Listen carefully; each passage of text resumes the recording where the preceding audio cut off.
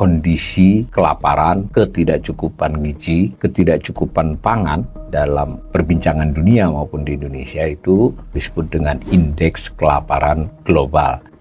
Nah, laporan yang 2024 ini juga menyinggung soal berbagai krisis yang berujung pada memperumit soal kelaparan ini. Jadi kita mengalami penurunan yang lebih tipis di 5 tahun terakhir. Di era Pak Jokowi yang kedua itu kita turunnya tipis. Dulunya turunnya agak lumayan itu. Di 2016 itu adalah data untuk 2014 sampai 2018. Nah, yang paling atas ini adalah kita child stunting membaik signifikan. Membaik kalau turun ya, undernourishment. Jadi ketidakcukupan pangan itu ditunjukkan oleh yang biru turun. Tapi malah di 5 tahun terakhir ini memburuk. Undernourishment ini memburuk perlahan di beberapa tahun terakhir. Di Asia Tenggara ya, cenderung lebih dekat dengan kategori rendah. Maksudnya lebih baik dari Indonesia. Gitu. Contohin aja nih semua. Thailand skornya 10,1. Ingat Indonesia 16,3. Peringkatnya 52. Lalu Vietnam skornya 11,3. Peringkatnya 56. Malaysia 12,7, peringkatnya 61 dan seterusnya. Bahkan kita lebih buruk dari Filipina, Kamboja, dan Myanmar. Untuk 2024 yang diukur berdasarkan data rata-rata tadi ya, rata-rata di 5 tahun terakhir, itu Indonesia hanya lebih baik dari Timor Leste, dari Laos. Timor Leste dan Laos hanya 2, maaf. Jadi perlu jadi perhatian betul ya. Ada provinsi-provinsi yang POU-nya tinggi, artinya banyak banget orang yang tidak cukup pangan. Nah, misalnya Papua tuh sampai 35,63%. Lebih dari sepertiga penduduknya nggak cukup pangan. Ada juga Maluku, Maluku Utara, Papua Barat, Kalimantan Utara, Gorontalo.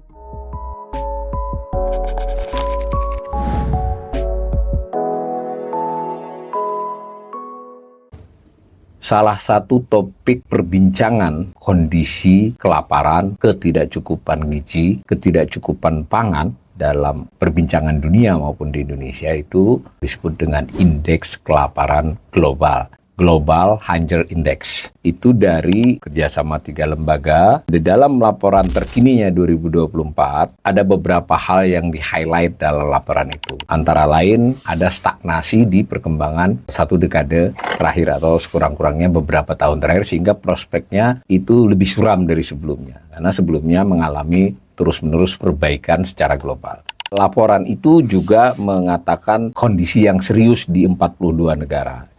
Nah, laporan yang 2024 ini juga menyinggung soal berbagai krisis yang berujung pada memperumit soal kelaparan ini. Ya, jadi bisa dibayangkan ya, misalnya soal kondisi politik, kondisi sosial ekonomi yang berdampak memperumit lah soal kelaparan ini. Untuk perbaikan terhadap kondisi tersebut di masa mendatang dan berdasar dari pengalaman sebelum-sebelumnya itu pelibatan atau keadilan gender ya. Jadi di sini sangat penting buat ketahanan pangan, resilient and food and nutrition security. Pada dekade-dekade sebelumnya, sebelum dekade yang terakhir ini, sebetulnya soal penanganan kelaparan ini atau kondisi kelaparan di seluruh dunia ini progresnya bagus, kecuali 10 tahun terakhir, dan itu bisa diulangi kembali untuk di dekade mendatang. Lalu ada 3 chapter yang menggambarkan global, regional, dan nasional. Lalu ada soal tadi keadilan gender, lalu ada rekomendasi kebijakan. Nah, menariknya laporan ini disusun secara bisa dikatakan cukup konsisten dengan indikator-indikator yang relatif bisa dipercaya, disebutkan sumbernya. Jadi kalau untuk mengukur negara-negara kan ada sumber negara tersebut, datanya data apa. Bagus lah, sehingga banyak dikutip. Nah, di situ juga dikemukakan apa yang dimaksud dengan kelaparan. Gitu. Beberapa istilah kan dikenal tuh, ada hunger, ada undernutrition, ada malnutrition. Jangan lupa ya, malnutrition itu tidak hanya undernutrition, tapi bisa juga over kan? Overnutrition, jadi obesitas sebagai itu juga termasuk malnutrition. Tetapi khusus laporannya ini tidak mencakup yang itu, malnutrition, tapi lebih merupakan hunger ya. Dan di dalam hunger itu memang ada undernutrition. Nah, nanti dijelaskan komponen pembentukan indeksnya. Kalau indeks kan mesti 0 sampai 100, ada pembentuk-pembentuknya, yang pembentuknya juga biasanya berupa indeks, jadi indeks komposit namanya keseluruhannya, itu dari beberapa komponen. Di 2024 digambarkan variabelnya, komponennya, ini angkanya. Dari skor 0 sampai 100, itu saat ini global mengalami skor 18,3. Dari skor 0 sampai 100 ya. 18,3 ini termasuk skala moderat ya, sedang. Secara total ada 5 skala itu. Ada skala rendah, moderat, serius, alarming, extremely alarming. Rendah, sedang, serius, ya berbahayalah diperingatkan dan sangat berbahaya di atas artinya. Nah, skor 18,3 ini termasuk moderat secara global. Yang namanya rata-rata kan berarti yang angkanya low dicampur dengan yang alarming. Menurut laporan ini masih ada 42 negara yang masuk kepada serius dan alarming. Extremely alarming memang sudah nyaris nggak ada karena ada bantuan-bantuan dunia untuk itu. Ini skala dari skor 0 sampai 100. Cara menghitungnya dari 4 komponen. 4 komponen tersebut ada undernourishment. Undernourishment ini dihitung dari prevalensi. Prevalensi itu semacam persentase ya dalam konteks ini. Prevalensi jumlah orang yang kekurangan kalori. Nah, lalu ada indeks tentang stunting. Lalu ada wasting. Wasting ini tingginya tidak sesuai dengan usianya. Kalau stunting kan berat badan. Lalu tingkat kematian anak. Bobotnya undernourishment 1/3, child mortality 1/3, yang stunting dengan wasting masing-masing 1/6. Itu di indeks composite-nya dari data masing-masing negara. Nanti dari masing-masing negara diberi bobot jadi data dunia. Dari skala 0 sampai 100 setelah dihitung, ada 4 skala ini. Nah, dunia ini membaik. Ini ada tahun 2000, 2008, 2016, 2024. Tapi kita harus paham ini, versi laporan ini agak unik. Yang dimaksud dengan 2024 itu rata-rata dari 2019 sampai 2023. Jadi berapa? 19, 20, 21, 22, 5 tahun itu diskor. Di rata-rata ya. Jadi bukan 2024 persis. Jadi ini hati-hati nih. Karena itu kita tidak bisa membandingkan laporan 2024 dengan 2023, karena 2023 nanti bagi lagi, jadi nggak bisa disambung. Jadi ini ya atas dasar ini saja. Bahkan dengan bagus dijelaskan untuk beberapa laporan ada perubahan apa gitu dilaporkan. Jadi kita harus menganalisis dari laporan ini. Nah, dari laporan ini terjadi penurunan 2000 ini adalah angka 98 sampai 2002 ya, rata-rata 5 tahun. Menurun cukup signifikan. Nah, yang 5 tahun terakhir ini tipis turunnya. Jadi ini yang dikasih stagnate, lalu ke depannya bisa suram. Yang dicermati itu 135 negara oleh laporan ini. Tiap tahun ya laporannya ya. Datanya bisa diolah komplit, relatif komplit untuk ukuran perhitungannya metodologi itu hanya 127 negara. Karena itu Indonesia masuk dari 127 negara itu.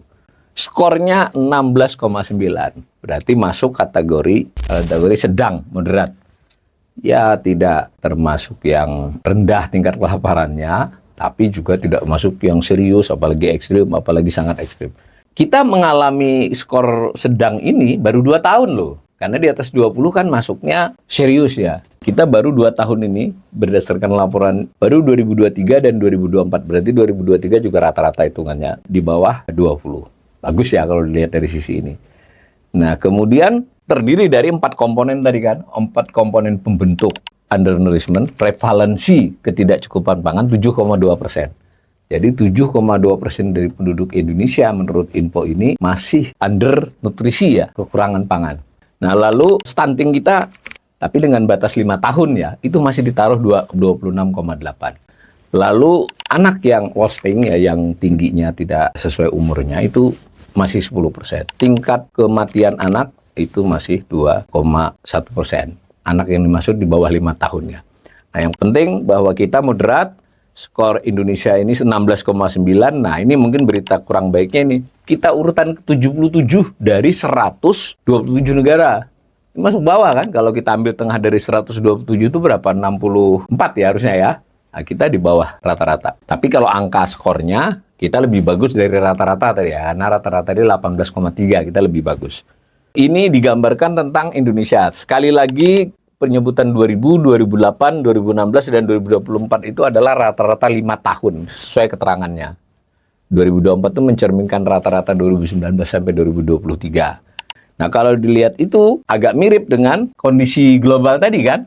Jadi kita mengalami penurunan yang lebih tipis di 5 tahun terakhir. Di era Pak Jokowi yang kedua itu kita turunnya tipis.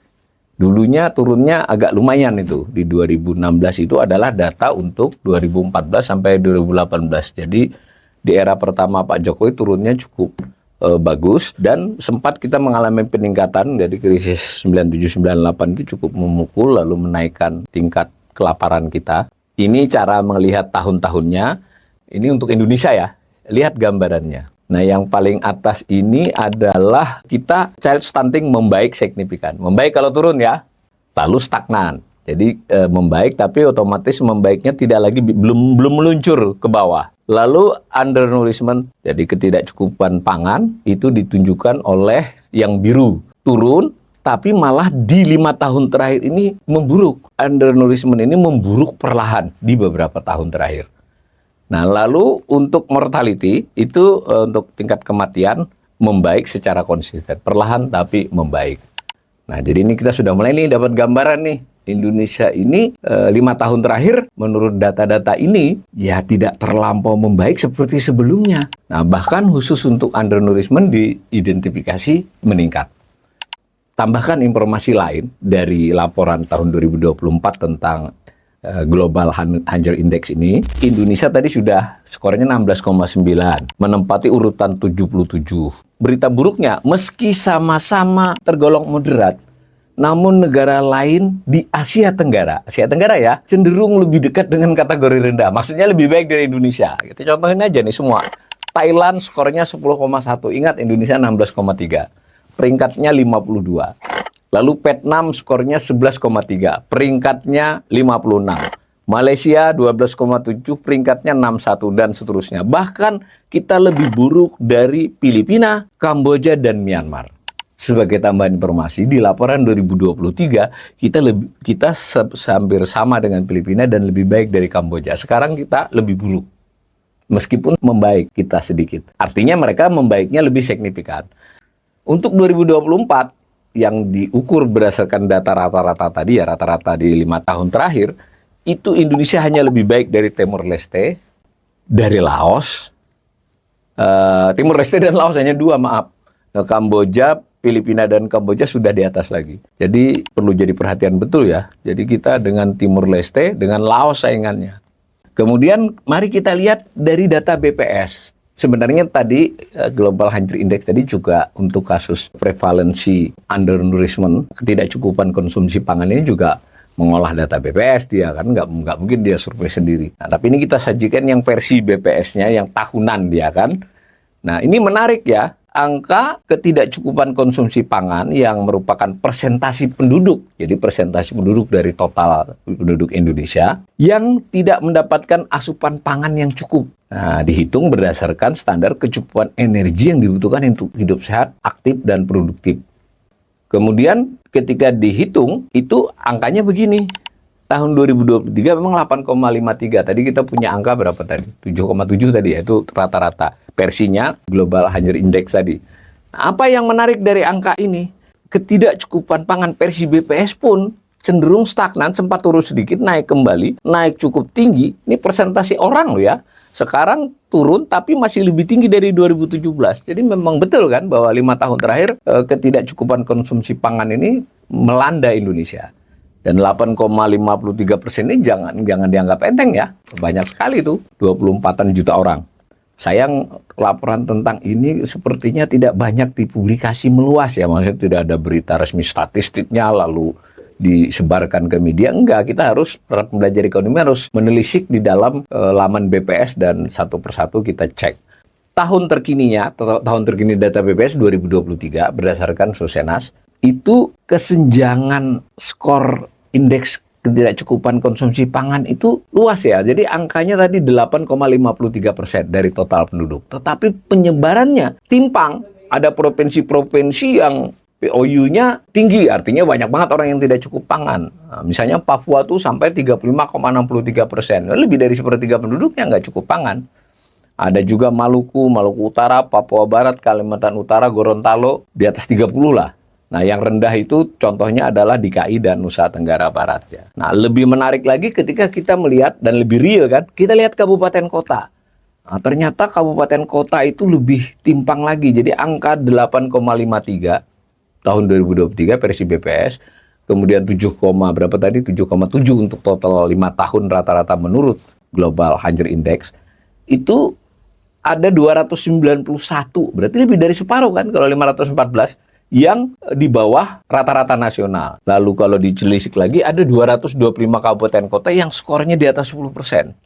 Lalu ada 60 yang di atas 20%. Jadi masih ada bahkan 35 kabupaten kota yang di atas 30%. Dengan kata lain, ada 35 kabupaten kota penduduknya hampir sepertiganya adalah tidak cukup pangan. Bahkan di beberapa kabupaten di Papua itu ada yang sampai 66%.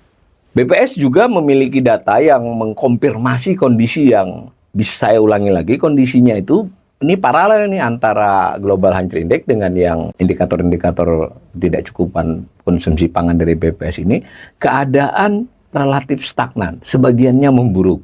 Gitu ya, tidak ingin kita katakan juga kelaparan atau buruk banget. Angka kecukupan gizi itu ditetapkan melalui Permenkes ya tahun 2019. Untuk kalori itu 2100, untuk protein itu kalau saya tidak salah 59 gram. Di BPS itu punya data menarik atas dasar mengelompokkan masyarakat. Jadi masyarakat itu atas dasar pendapatannya dibagi 5 kelompok. 20% terbawah namanya kuintil 1, 20% pendapatan teratas namanya kuintil 5, ya bisa kan 5. Kalau dari cara menganalisis ini, baik ini tahun 2018, berarti ini 18 dengan 17, 18, 19, ini 21, 22, nah ini yang terkini 23, 24. Kalau dibaca yang terkini saja, itu masih 60%. Kuintil 1, 2, 3, kurang dari 100%. 60% penduduk Indonesia dilihat dari sisi kalori, itu masih tidak memenuhi angka kecukupan gizi. Lalu hanya kuintil 45, berarti 40% yang teratas yang memenuhi. Kalau dilihat dari sisi protein, memang hanya 2 kelompok terbawah yang tidak mencukupi. Nah, tapi dengan demikian kita bisa menyimpulkan sederhananya separuhnya masih bermasalah dengan angka kecukupan gizi. Indonesia memiliki tingkat kelaparan yang memang masih tergolong sedang, jadi nggak berbahaya, masih sedang lah. Tapi juga nggak bagus kan, harusnya kan low kita. Oh, ingat loh, kita ini kan harusnya negara dengan sumber daya lahan, sumber daya tanaman dan sebagainya yang luas, petani yang banyak, tapi kita masih tergolong sedang.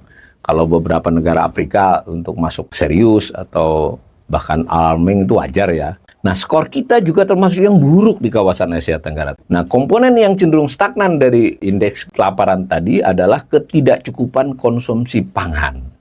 Kondisi ketidakcukupan pangan ini dan kemungkinan juga ada kelaparan sudah, itu tidak merata di berbagai wilayah. Beberapa wilayah sudah mengalami masalah serius. Nah, jika tidak ada perubahan kebijakan ekonomi terkait pangan, dan tadi kalau menurut laporan Global Hunger Index tadi juga pelibatan keadilan gender dalam soal pangan ini, maka di masa mendatang kita rawan kelaparan. Mungkin belum sampai ke sana dulu, tapi rawan dalam ketidakcukupan pangan. Dalam tayangan sebelum ini kita sudah katakan bahwa ketidakcukupan pangan ini memang cenderung meningkat ya, artinya biarpun perlahan tapi memburuk keadaannya. Nah, dalam hal angka kecukupan gizi juga terjadi kondisi yang tidak membaik dan cenderung memburuk. Berarti kita paralel dengan laporan dunia. Mudah-mudahan pemerintahan berikut ini akan serius menangani persoalan pangan, kecukupan pangan, kemudian juga ketahanan pangan seluruh rakyat Indonesia, seluruh rumah tangga di Indonesia.